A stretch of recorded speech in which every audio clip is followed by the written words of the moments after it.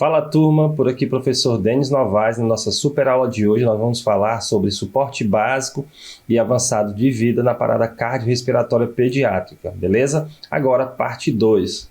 Então a gente vai dar continuidade, a gente vai falar sobre a ressuscitação avançada, cuidados pós-PCR, recuperação e também falar sobre os algoritmos relacionados à parada cardiorrespiratória do paciente pediátrico. E aí? Papel e caneta na mão que a gente vai começar agora.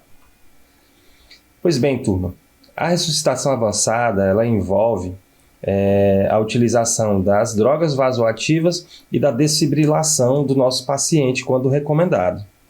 As novas recomendações da American Heart Association para a utilização da desfibrilação, elas afirmam que quando o desfibrilador estiver presente na PCR, o choque tem que ser feito o mais rápido possível, naquelas situações de ritmos cardíacos chocáveis, tá?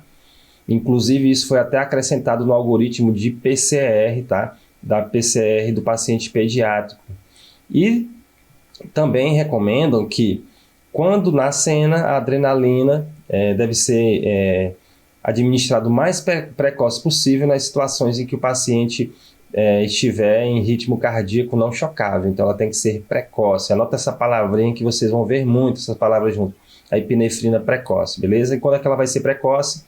Ela vai ser precoce nos ritmos cardíacos não chocáveis. Lembrando que ela tem que ser feita em ambos os ritmos entre o terceiro e o quinto minuto da PCR, beleza? Mas vamos lá. E aí, professor? Em relação aos ritmos cardíacos, a gente lembra que são 4 os ritmos cardíacos mais comuns da parada cardiorrespiratória, sendo a fibrilação ventricular e a taquicardia ventricular sem pulso ritmos chocáveis. Isso quer dizer o quê? Que quando for percebido na PCR, o choque ele é recomendável. Já a sistolia e a ESP são ritmos cardíacos não chocáveis, ok? Então, nesse caso, o paciente ele não vai receber o choque se lá na leitura do desfibrilador ele não for se for algum desses dois ritmos, correto? Então, nesse caso do paciente pediátrico, os principais ritmos cardíacos que nós vamos observar são a sistolia e a ESP. A gente não observa, por exemplo, fibrilação e taquicardia ventricular sem pulso tão comumente no paciente pediátrico devido à etiologia da PCR desse tipo de paciente, tendo em vista que os ritmos cardíacos chocáveis estão mais presentes em causas miocárdicas, né, relacionadas à falha da musculatura cardíaca. Então a gente só vai observar esse tipo de ritmo FV e TV em pacientes pediátricos nos cardiopatas, tá? Nos pacientes que tiveram uma PCR de origem cardíaca. Mas aí, professor, esse paciente ele vai precisar ser chocado. Quais são as recomendações para isso? Nesse caso, galera, as principais recomendações, na verdade, foram até reafirmadas nesse novo guideline, de que o primeiro choque do meu paciente pediátrico, a gente tem que utilizar uma carga de 2 joules, tá, por quilo de peso do paciente no desfibrilador. Então, por exemplo, um paciente de 10 quilos, eu vou estar utilizando uma carga, a primeira carga de 20 joules, a segunda carga, 4 joules por quilo de peso, tá? E assim sucessivamente, sendo que as cargas posteriores elas vão ser maior, certo? Ou igual a 4 joules. Então, inclusive, não é recomendável que esse choque, certo? Essa carga, ela ultrapasse 10 kg de joules ou a dose do paciente adulto. Então, quer dizer que a carga para o paciente pediátrico ela não pode estar ultrapassando também 200 joules, beleza? Além disso, existem algumas recomendações em relação à utilização das PAs. O posicionamento das PAs deve acontecer em qual região, professor? O posicionamento das PAs, a gente vai posicionar as PAs, as metálicas ou as adesivas, à altura da região infraclavicular direita e também a região inframamária esquerda do meu paciente. Lembrando que para os pacientes pediátricos, o espaço entre as PAs tem que ser maior do que 4 centímetros. Se for menor do que isso, é recomendável a utilização na posição antero-posterior, ok? Posicionado a região do tórax do paciente central, né? a altura ali do externo, e na região dorsal, entre a região interescapular. Existe também, galera, uma recomendação em relação às PAs com atenuações, certo? Então, quando é que eu posso utilizar a PA do paciente adulto, por exemplo, no paciente pediátrico? Eu vou utilizar para pacientes acima de 8 anos, beleza? No caso dos pacientes menores de 8 anos, dos pacientes lactentes e também dos pacientes menores de 25 quilos, o recomendável é estar utilizando a PA pediátrica, tá? Tem aquelas PAs com atenuadores lá que são utilizados na pediatria, ok? Então fica essa dica, anota aí. Beleza, professor, mas e aí? O nosso paciente ele vai necessitar também de uma utilização de uma reanimação química através de algumas medicações. E quais são essas medicações que são utilizadas na PCR? Quando nós falamos de PCR, gente, a principal droga utilizada na PCR é a adrenalina, tá? A adrenalina é um vasopressor bastante utilizado, né? É o padrão ouro para as paradas cardiorrespiratórias, tanto no paciente pediátrico como no paciente adulto, tá? E ela na verdade, uma catecolamina endógena, e ela também tem funções, ela age sobre os receptores alfa e beta adrenérgicos. Isso quer dizer o quê, professor? Que elas agem, gente, na circulação vascular, né, periférica, e também ela vai agir sobre a musculatura cardíaca, melhorando a força de contratilidade do miocárdio. E qual é a dose que eu vou utilizar para o paciente pediátrico? No caso do paciente pediátrico, a dose, gente, é de 0,01 mg por quilo de peso do meu paciente, tá? Isso a gente sempre faz lá na clínica, né, durante a utilização dessa droga, a diluição, beleza? E aí eu vou estar utilizando cerca de 0,1 ml daquela solução que foi diluído, beleza? Mas aí, professor, qual é a via de acesso escolhido para essa dosagem? Galera, a American Heart, ela reafirmou nesse guideline que a via intravascular ela é preferível à via intraóssea, tá? Sendo a via intraóssea realizada apenas quando dá impossibilidade de realização do acesso intravascular, tá? Da administração por meio intravascular. Então, apenas nessa situação, quando não estiver viável, não for possível realizar um acesso, aí a gente vai tentar o intraósseo, beleza? Então, o intravascular ele é preferível a qualquer outra via de administração da adrenalina, né? Lá na PCR. Essa droga ela tem que ser administrada nos primeiros minutos, né? Entre o terceiro e o quinto minuto. A gente teve essa recomendação lá desde o guideline anterior. Então, não houve nenhuma mudança significativa em relação ao tempo.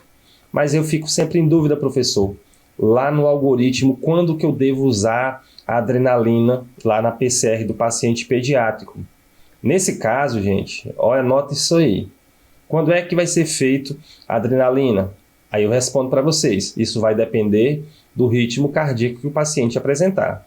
Se o ritmo cardíaco ele for um ritmo cardíaco não chocável, é recomendável que esse paciente ele receba epinefrina de forma precoce, beleza? Precoce. Então, na cena foi iniciada a reanimação. Entre o terceiro e o quinto minuto, esse paciente ele já tem que receber a adrenalina, se o ritmo cardíaco não for chocável, tá? Com a adrenalina na cena, já faz logo de imediato, beleza? Então, é epinefrina imediata, epinefrina precoce, nos casos de PCR de ritmo não chocáveis. Mas, professor, o ritmo cardíaco que o meu paciente apresenta é um ritmo chocável. Nesse caso aí, quando a adrenalina deve ser feita? Nesse caso, galera, a adrenalina ela vai ser feita também entre o terceiro e o quinto minuto, mas mais precisamente após o segundo choque, beleza? O paciente foi chocado pela segunda vez, iniciou as manobras de RCP, adrenalina nesse cara, beleza? Só lembrando também, gente, que sempre que for administrado por via intravascular, a gente vai fazer aquele flush, tá? De 20 ml de solução fisiológica, beleza? Solução fisiológica para a gente lavar aquela via e empurrar a droga em direção ao vaso para que ela possa fazer seu efeito. Lembrando que a dose máxima que vai ser utilizada da droga para o paciente pediátrico é de 1 miligrama por quilo de peso. Mas aí, professor, lá foi preferido, devido ao paciente não ter um acesso endovenoso, ele não tem um acesso intraósseo, foi preferível realizar via tubo. Qual é a dosagem? Nesse caso, 0,1 miligrama por quilo de peso do paciente, beleza? Esse caso aqui é feito puro. Ok, professor. E no caso dos antiarrítmicos, da amiodarona e da lidocaína, qual deve ser utilizado na PCR? Esse último guideline ele veio com uma recomendação de que ambas as drogas, ambos esses antiarrítmicos, eles têm a mesma eficácia, tem um nível de evidências semelhantes. Então, ambas só podem ser utilizadas no cenário de uma PCR, tá? Mas aí, quando é que eu vou estar utilizando os antiarrítmicos? Nesse caso, gente, eu vou estar utilizando quando o meu paciente apresentar fibrilação ventricular ou taquicardia ventricular sem pulso refratária. Professor, descomplica esse negócio aí pra gente. Galera, o paciente, ele está em ritmo chocável, ele foi chocado algumas vezes e não surtiu efeito. Mais precisamente após o terceiro choque, a gente já vai considerar a utilização da amiodarona, beleza? Ou da lidocaína. Mas aí, professor, eu optei, a equipe optou pela amiodarona e não a lidocaína. Qual a dose que eu vou estar utilizando nesse paciente? Nesse caso, gente, a dose indicada é de 5 miligramas, tá, por quilo de peso do paciente. E ele é feito em bolos, tá? É feito em bolos. E lembrando que a dose máxima que eu vou estar utilizando vai ser de 300 miligramas, ok? Ah, professor, mas a minha equipe ela optou por utilizar a lidocaína. Qual a dose que vai ser utilizada? Vai ser 1 miligrama por quilo de peso do paciente em uma dose de ataque, beleza? Então, nós chegamos aos cuidados pós-PCR. Em relação aos cuidados pós-PCR do paciente pediátrico, gente, a principal mudança que a gente teve foi uma lista, certo? De verificação dos cuidados pós-PCR para o paciente pediátrico. E elas envolvem o que, professor? Os cuidados pós-PCR, eles envolvem cuidados intensivos, tá? Relacionados a um suporte para melhorar a oxigenação e a ventilação desse paciente, onde os valores de saturação devem variar entre 94 e 99, e esse paciente também deve apresentar uma curva de capnografia dentro da normalidade, beleza? Além disso, um controle hemodinâmico desse paciente rigoroso, certo? Onde são metas de valores pressóricos, metas hemodinâmicas, elas são traçadas especificamente para aquele paciente, elas são monitoradas de forma contínua. E esse monitoramento ele vai acontecer através também do monitoramento da telemetria cardíaca, na tentativa de observar a presença de alguma arritmia, e também do controle rigoroso da pressão arterial. Nesse caso específico, a utilização do controle da pressão arterial invasiva é o indicado, beleza? Por ser mais fidedigno, por nos dar maior cenário adequado, na verdade, da condição hemodinâmica desse paciente. Então, por isso é que a utilização do PAI é indicado como cuidado pós-PCR. Além disso, o monitoramento do lactato, beleza? Da diurese, um balanço hídrico rigoroso desse paciente, tá? Que vai ser infundido a ele, e também da saturação. Além disso, deve ser considerado a ressuscitação volêmica. Nesse caso da ressuscitação volêmica, é indicada a reposição em bolos, tá? Desses fluidos isotônicos, que podem vir acompanhados ou não no caso de utilização de drogas vasoativas, sejam inotrópicos ou vasopressores, para o controle rigoroso da pressão arterial desse paciente, porque o paciente, após a recuperação da circulação espontânea, ele pode evoluir a uma hipotensão, que tem que ser corrigido, tá bom? Além disso, a gente tem que fazer um controle direcionado da temperatura do paciente, principalmente dos pacientes que encontram-se comatosos, tá? Tem rebaixamento do nível de consciência. E essa temperatura ela vai ter que tender de forma gradual até chegar próximo ali dos 37,5 graus Celsius. E esse monitoramento ele tem que ser feito de forma central, ok? O quinto passo, certo, dos cuidados pós-PCR da pediatria envolvem o neuromonitoramento desse paciente. E o neuromonitoramento, gente, ele envolve o quê?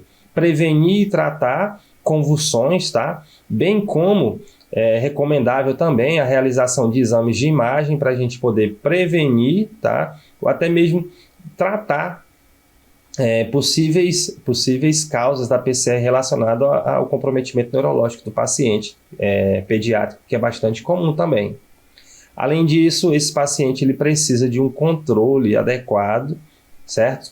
Da glicemia e também dos eletrólitos, para que esses sejam mantidos em valores de referência normais, beleza? E aí a gente chega ao nosso sexto elo da cadeia de sobrevivência. O elo de recuperação ele foi incluído, certo?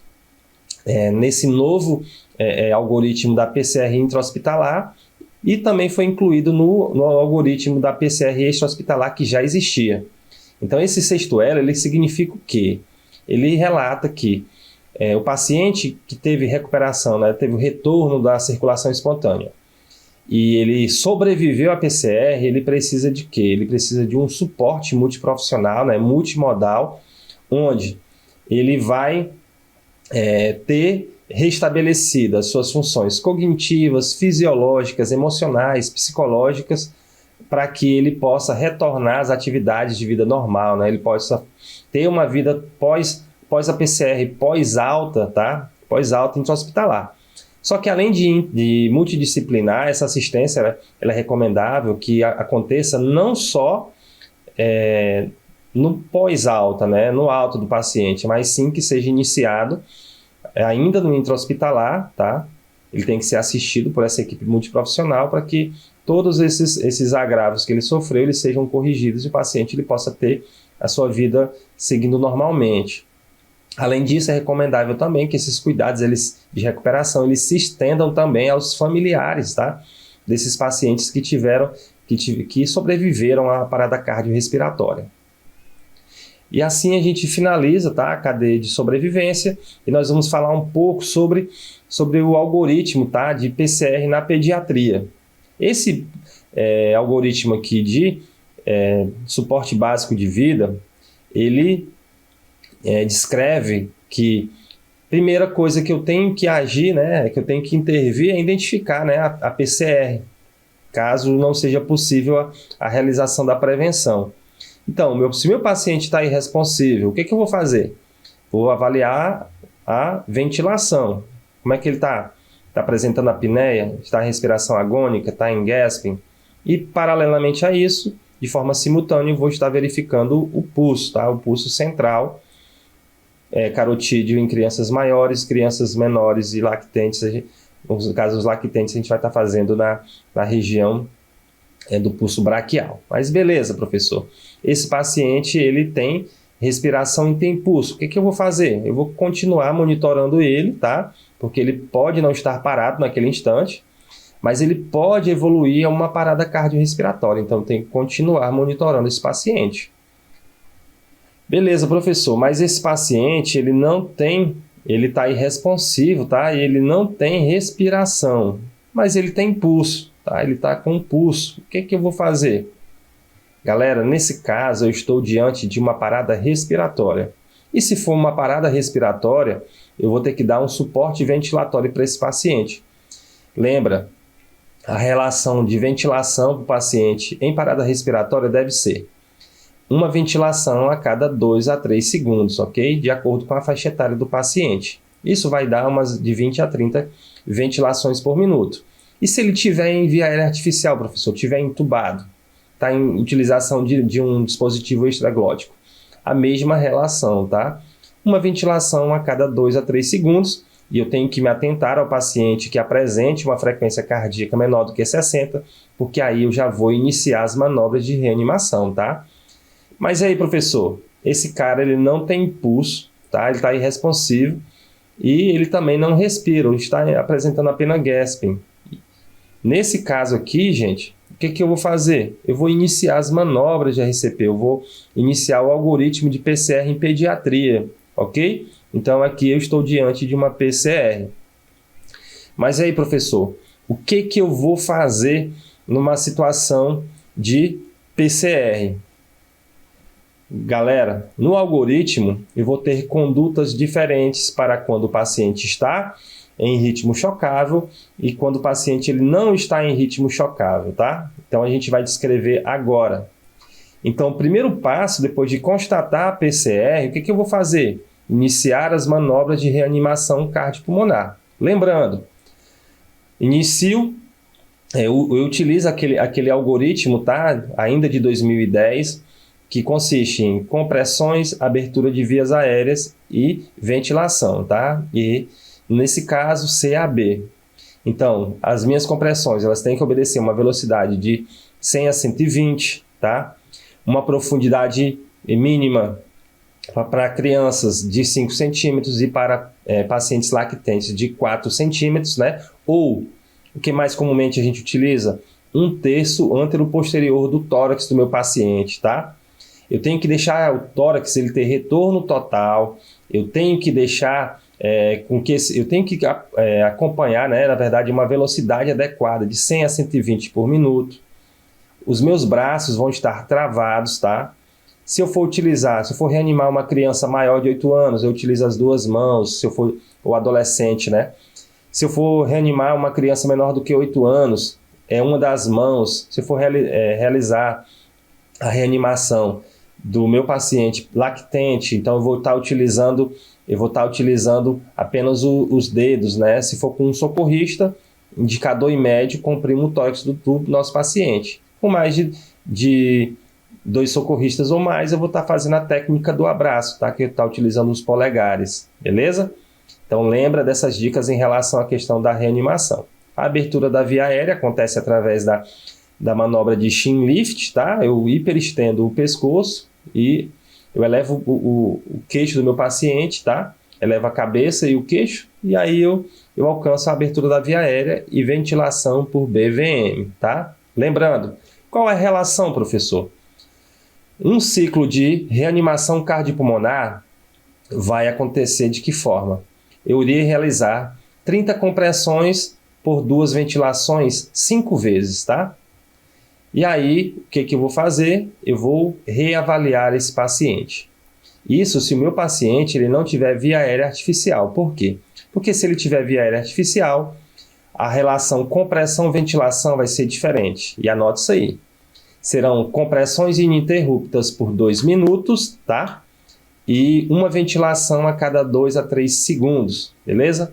Lembrando que a qualidade da ventilação ela vai ser verificada através da observação da expansibilidade torácica. Essa ventilação deve obedecer a velocidade de 1 segundo, tá? Tem que durar essa ventilação. Então eu tenho aí uma RCP de qualidade. Beleza. Lembrando que, paralelo ao início da reanimação, eu tenho que ofertar oxigênio para esse paciente, tá? Tenho que ventilar ele por BVM e fornecer O2. E lembrando, esse oxigênio ele tem que estar a 100%, beleza? 100%. Eu não posso ofertar oxigênio para o meu paciente em um valor menor, então é 100%. E, assim que disponível, monitorizar esse paciente e conectar ele ao desfibrilador. Já conectado ao desfibrilador, o que eu vou fazer? Eu vou estar analisando o ritmo cardíaco desse paciente, tá? Aqui é o final da minha primeiro ciclo de RCP. E aí, se esse ritmo cardíaco for chocável, qual é a conduta? Galera, se o ritmo cardíaco for chocável, né, for uma fibrilação ventricular, uma taquicardia ventricular, é choque, beleza? Lembrando, o choque deve obedecer à ordem de 2 joules, o primeiro choque 2 joules por quilo de peso do paciente, o segundo 4 e a partir do terceiro vou aumentando, não podendo ultrapassar 10 ou a dosagem para o adulto, beleza? E aí, depois do choque, reinicio novamente a RCP, ok? Aqui eu já tenho que pensar na possibilidade de se o paciente não tiver, né, de um acesso vascular, preferencialmente endovenoso, né, intravascular é preferível ao intraósseo. E aí, depois dos 2 minutos de RCP, eu vou reavaliar novamente esse paciente. O ritmo cardíaco que esse paciente ele apresenta é chocável? Se for chocável, é choque novamente, beleza? Se não for chocável, o que eu vou fazer? Eu vou retornar, eu vou verificar se houve retorno da circulação espontânea, tá? Não houve retorno da circulação espontânea, eu vou lá para o 10, né? Mas vamos pensar num ritmo que continua chocável. Beleza, o ritmo é chocável, faço o choque, RCP por 2 minutos. E nesse momento aqui, tá? No início da RCP, é que a epinefrina vai ser feita. Então, como vocês podem observar, após o segundo choque. Aqui também, após a segunda manobra de RCP, tá? Eu já vou pensar também na possibilidade de uma via aérea avançada, beleza? Após o final de outro ciclo de reanimação cardiopulmonar, esse paciente vai ser reavaliado. Se ele não retornar a circulação espontânea, né, ele não voltou, eu analisei que o ritmo cardíaco continua chocável, o que eu vou fazer? Eu irei iniciar novamente um choque, sempre aumentando. Depois do choque é realizada a reanimação cardiopulmonar novamente. E é nesse instante aqui que a gente vai considerar a utilização de algum tipo de antiarrítmico, seja lidocaína ou seja a amiodarona, beleza? Mas e aí, professor? O ritmo cardíaco desse paciente não é um ritmo cardíaco chocável. O que eu vou fazer? Nesse caso, galera, vamos agora analisar um ritmo cardíaco que não é chocável. Após a instalação do desfibrilador, tá? Eu estou monitorizando o paciente e observei que o ritmo cardíaco não é chocável. Então, no caso de AESP ou assistolia, a epinefrina ela tem que ser feita de forma precoce, de forma imediata, ok? Então, aqui a gente, se houver acesso vascular, a gente vai estar fazendo a epinefrina de forma imediata. E aí vai ser feito o quê? Vai ser feito RCP, beleza? RCP, acesso vascular, a epinefrina tem que ser feita de imediato. E aqui a gente já vai considerar uma via aérea avançada para esse paciente, beleza? Preferencialmente se a ventilação por BVM ela não for tão eficaz. Ok, professor. Ao final daquele ciclo de reanimação cardiopulmonar, o que vai ser feito? Reavaliar, tá bom? Lembrando, gente, que essa reavaliação que é feita ao final de cada ciclo de RCP, ela não pode ultrapassar 10 segundos, tá? Entre 5 e 10 segundos é o tempo que eu tenho para poder fazer a reavaliação do meu paciente. Se até esse tempo eu reavaliei, o ritmo cardíaco não é chocável, o paciente não teve retorno da circulação espontânea, eu vou continuar com as manobras de RCP. Então, como vocês podem observar, a gente não vai estar utilizando aqui nas PCRs de ritmos não chocáveis, tanto a desfibrilação, pela lógica, né, não é um ritmo chocável, como também não vamos estar utilizando os antiarrítmicos, a amiodarona e a lidocaína. É apenas a epinefrina, beleza? Então, RCP e pensar em tratar as causas reversíveis, né? Supor que tipo de causa que pode ter levado esse nosso paciente a PCR, beleza? Se o ritmo continua não chocável, eu vou voltar para o 10, tá? Que é o que? RCP. Então, nos casos de reanimação de ritmos não chocáveis, ao final de cada ciclo, reavalio. Se continuar não chocável, eu reinicio novamente outro ciclo de reanimação cardiopulmonar. E aí, galera? Todo mundo agora afiado das novas diretrizes da American Heart Association para pediatria? Então, galera, bons estudos e até a nossa próxima aula. Um abraço!